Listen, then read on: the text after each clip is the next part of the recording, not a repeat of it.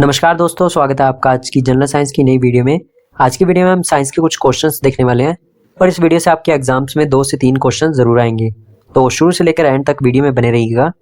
तो चलिए शुरू करते हैं आज की वीडियो। तो हमारा पहला क्वेश्चन है, which of the following is the most needed to digest food in stomach? पेट में भोजन पचाने के लिए निम्नलिखित में से किसकी सबसे ज्यादा आवश्यकता होती है? Correct answer is B, hydrochloric acid. Hydrochloric acid in the stomach creates an acidic medium which activates pepsin enzymes and kill harmful bacteria. It plays a key role in digestion. Hydrochloric अम्ल पेट में अम्लीय वातावरण बनाता है जिससे pepsin enzyme सक्रिय होता है और हानिकारक बैक्टीरिया नष्ट होते हैं। यह भोजन पचाने में भी मुख्य भूमिका निभाता है। Second question is, what does gobar gas contain? गोबर गैस में क्या होता है?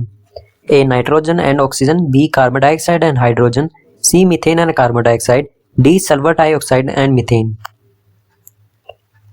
Correct answer is methane and carbon dioxide. Gobar gas mainly contains methane, which is used as fuel. It is produced by anaerobic decomposition of organic waste like carbon. गोबर gas में मुख्य रूप से मीथेन होती है जो ईंधन के रूप में प्रयोग होती है। यह जैविक अपशिष्ट जैसे गोबर के अवायवीय अपघटन से बनती है। तो हमारा तीसरा क्वेश्चन है, which cell organelle is found in plants and only?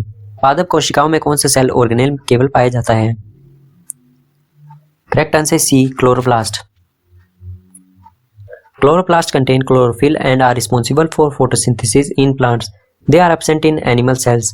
Chloroplast में क्लोरोफिल होता है और यह पौधों में प्रकाश संश्लेषण के लिए जिम्मेदार होता है। यह जंतुओं की कोशिकाओं में नहीं पाया जाता है। तो हमारा चौथा क्वेश्चन है, oncogene is responsible for?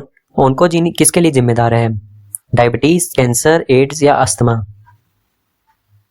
Correct answer is B, cancer.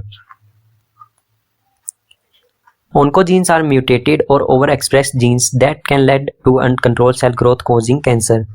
Oncogene ऐसे जीन होते हैं जिनके परिवर्तन या अधिक सक्रिय होने से कोशिकाओं की अनियंत्रित वृद्धि होती है जिसे कैंसर होता है। Fifth question is, the presence of which of the following prevents coagulation of blood inside the human body? निम्नलिखित में से किसकी उपस्थिति मानव शरीर के अंदर रक्त के जमाव को रोकती है?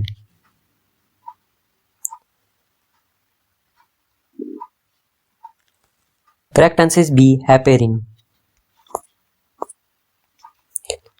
Heparin is a natural anticoagulant that prevents blood from clotting inside the body. Heparin एक प्राकृतिक रक्त रोधी पदार्थ है जो शरीर के अंदर रक्त के जमने से रोकता है। Sixth question is, who invented dynamo? Dynamo का आविष्कार किसने किया था? The correct answer is Michael Faraday. Michael Faraday invented the dynamo, a device that converts mechanical energy into electrical energy through electromagnetic induction. Michael Faraday ने dynamo का आविष्कार किया था जो यांत्रिक ऊर्जा को विद्युत ऊर्जा में बदलता है। Seventh question is, which day is observed as national science day? किस दिन को राष्ट्रीय विज्ञान दिवस के रूप में मनाया जाता है? Correct answer is A, 28 February. National science day is celebrated on 28 February to mark the discovery of the Raman effect by CV Raman in 1928। राष्ट्रीय विज्ञान दिवस 28 फरवरी को मनाया जाता है ताकि 1928 में सीवी रमन द्वारा खोजे गए रमन प्रभाव को याद किया जा सके। Eighth question is, acid rain is caused by the pollution of environment by? अम्ल वर्षा पर्यावरण के प्रदूषण के कारण होती है। इसमें कौन सी गैसेस का मेन रोल होता है? Correct answer is B, SO2 and NO2। Sulphur dioxide and nitrogen oxide react with water vapour to form acids causing acid rain. Sulphur dioxide और नाइट्रोजन ऑक्साइड जल वाष्प से मिलकर अम्ल बनाते हैं जिससे अम्ल वर्षा होती है। Ninth question is, velocity of light is maximum in? रोशनी का वेग अधिकतम होता है। A, water, B, glass, C, air, D, vacuum. Correct answer is D, vacuum. Light travel fastest in vacuum 3 into 10⁸ millisecond because there is no medium to resist its motion. प्रकाश का वेग निर्वात में सबसे अधिक होता है क्योंकि वहां किसी माध्यम का अवरोध नहीं होता है। 10th question is Meghnath Saha is known for his contribution in which of the following fields. Meghnath Saha को निम्नलिखित में से किस क्षेत्र में योगदान के लिए जाना जाता है? Correct answer is B, astrophysics. Meghnad Saha is known for the Saha ionization equations which explain the ionization of gases in stars. Meghnath Saha अपने साहा आयनीकरण समीकरण के लिए प्रसिद्ध है जो तारों में गैसों के आयनीकरण की व्याख्या करता है। 11th question is who is the father of immunology. Immunology के जनक कौन है? The correct answer is B, Edward Jenner. Edward Jenner developed the first vaccine for smallpox and is regarded as the father of immunology. Edward Jenner ने चेचक के खिलाफ पहला टीका विकसित किया था और उन्हें प्रतिरक्षा विज्ञान का जनक कहा जाता है।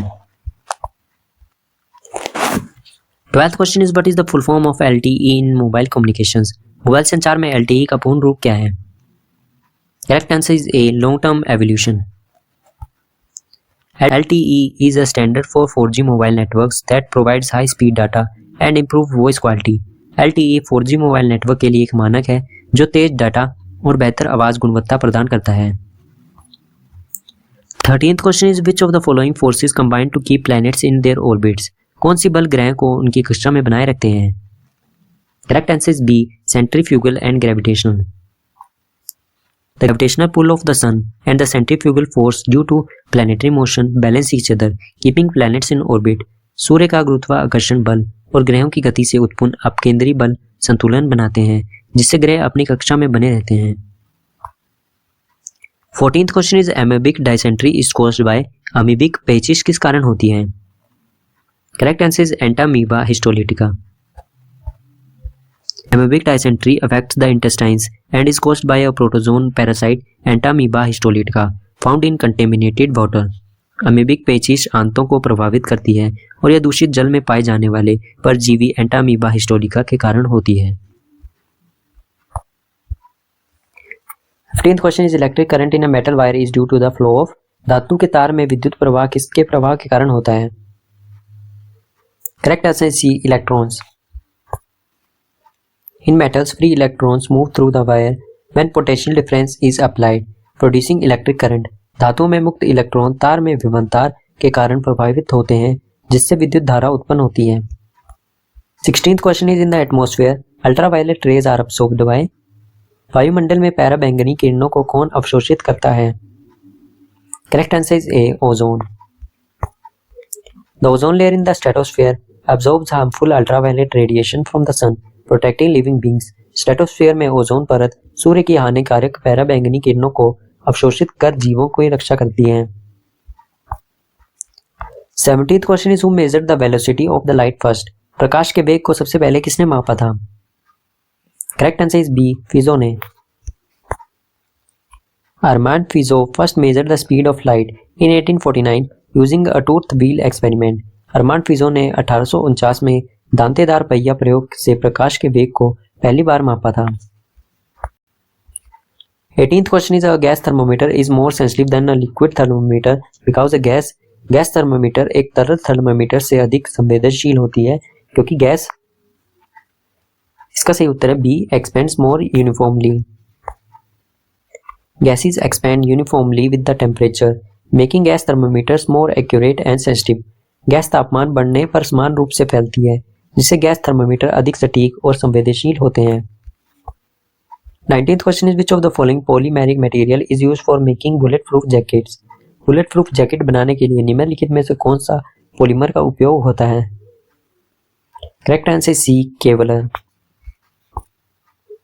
Kevlar is a strong light weight synthetic fibre with high tensile strength used in bullet proof vest and helmets. Kevlar एक मजबूत हल्का सिंथेटिक रेशा है जिसकी तन्यता बहुत अधिक होती है। इसे बुलेट प्रूफ जैकेट और हेलमेट बनाने में उपयोग किया जाता है। Last question of this video is which instrument is used to measure atmospheric pressure. वायुमंडलीय दबाव मापने के लिए कौन सा यंत्र उपयोग किया जाता है? Correct answer is B, barometer. Barometer is an instrument that measures atmospheric pressure. It helps in weather forecasting. A falling barometer indicates bad weather, while a rising one indicates good weather. Barometer एक यंत्र है जो वायुमंडलीय दबाव को मापता है। यह मौसम पूर्वानुमान में उपयोग किया जाता है दबाव घटने पर खराब मौसम और दबाव बढ़ने पर अच्छा मौसम होने की संभावना होती है। तो ये थी आज की वीडियो। आई होप आपको पसंद आई होगी।